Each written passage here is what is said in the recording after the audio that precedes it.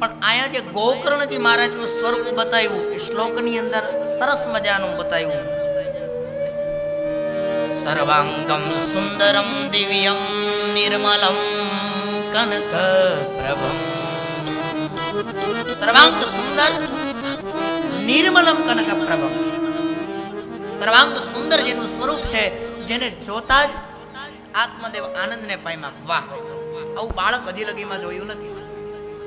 કારણ કે એ સંત મહાત્માના પ્રસાદ થકી એ પુત્ર પ્રાપ્ત થયેલો હતો. અને આ ધૂંધુલીએ એની સાવકી બેન પાસેથી એ પરપુત્રને પોતાના ગોદની અંદર લઈ, અમુક સમયે પુત્ર ન હોય તો દત્તક લેવામાં પણ વિચાર કરવો પડે. હા, બાકી વર્ણશંકર પ્રજા તમને માથા ઉપર ભારે પડે.